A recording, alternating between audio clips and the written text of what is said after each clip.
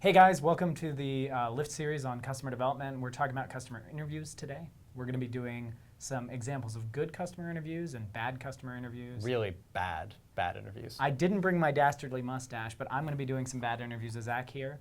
For those of you that are easily influenced, I encourage you to stop the video now because I really don't want to see any of this stuff out in the field or hear that anyone said we recommended to do any of this stuff. So watch at your own risk, but here are some bad techniques for customer interviews. So Zac. Hey. Would you ever use shampoo to make your dog smell better? Freeze frame.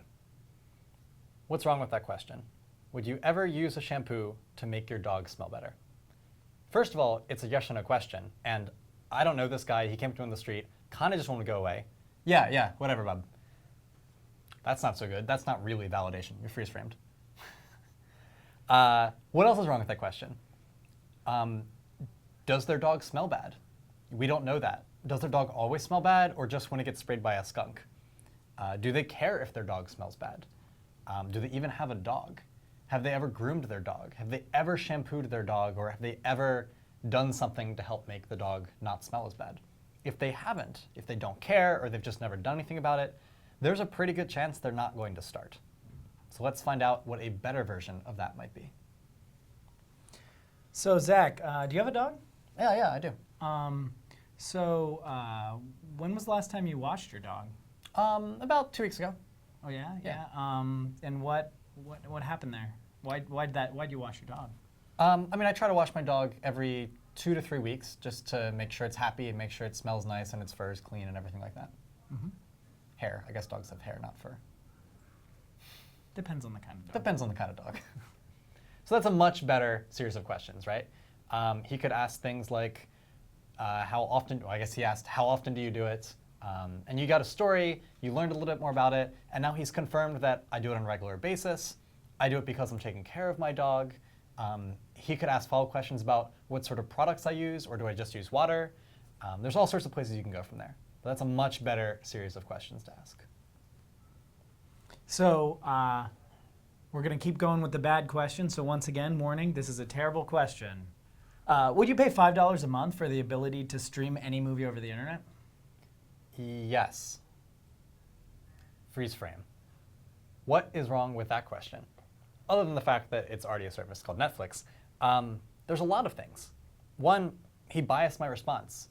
I personally, in the real world, would pay $20 a month for Netflix, maybe even $30, because it's like so many movies that you can download and watch and stream right from the internet. But by asking, would you pay $5 for this service? He's leaving $15 or $25 on the table. So that's not so good. Also, maybe I don't pay for any services on the internet.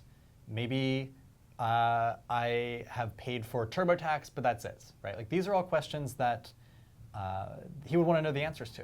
Why did I decide to pay for TurboTax? Why don't I pay for any services on the internet? There's a lot more better questions that he could be asking here. All right, Zac. This bad question's a bit of a tongue twister. Right. How often would you ride your bicycle to work if you could cheaply rent bicycles by the day? What's wrong with that question? A lot of things. First of all, what does cheaply mean?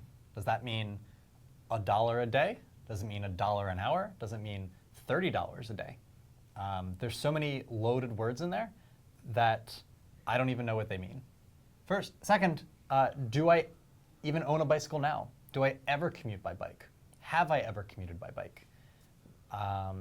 When was the last time that I commuted by bicycle? Like, there's so many loaded questions in here. There's so many assumptions in here that I can say, yeah, I would totally commute by bike if it was cheap. Like, that doesn't tell you anything. I don't know how far I'm commuting. You don't know how far I'm commuting. Maybe it's 10 minutes down the road. Maybe it's 40 miles away. That means very, very different things. And if you don't ask the right questions, then you're not going to get useful answers. All right, Zac, I have one more terrible customer interview question for you. Let me have it. And it's the worst of the lot, I'm going to warn you. I can take it, Kav. You find this one every day all over the place. In fact, I'm sure we all run into it probably once or twice a week.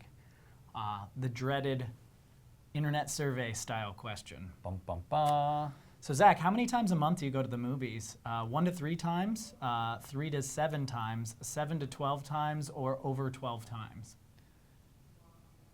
So we facilitate a lot of Startup Weekend events. At almost every event, or at every event, we tell people, like, get out there and interview your customers, talk to people, figure out if this is what they want. Inevitably, most people end up sending internet surveys out. And that's awful. You're not getting any sort of useful data. You're not getting anything useful information. Because let's look at that question. How many times do you go to the movies a month? And then here's a bunch of different ranges. Well, the difference between 0 times a month and once a month is actually huge, right? If I go to the movies 0 times a month, I never go to the movies ever. So why is that? Why don't you ever go to the movies? You wouldn't know, because I could also go to the movies twice a month. And those two different people are very different types of people. Another big problem is you're segmenting people into these stages. And like the difference between I go to the movies 3 times a month and 8 times a month is huge. It goes from like, I go like almost every week to multiple times a week. You don't know who you're going to the movies with. You don't know why you're going to the movies. Are you going to film festivals where you watch 10 movies over the course of a day? Or are you going to the movie theater, the Regal down the street, 4 or 5 or 8 times a week? There's just so much information here that you're not getting. And when you send out internet survey questions, you're getting statements. You're getting tiny little nuggets of facts, which may honestly be wrong. You're not getting these stories, and you can't dive deeper into them. All right, guys, I think that's it for our terrible customer interview questions. I hope to never see any of these in any of your work. Thanks again for watching, and we'll see you next time. See you guys.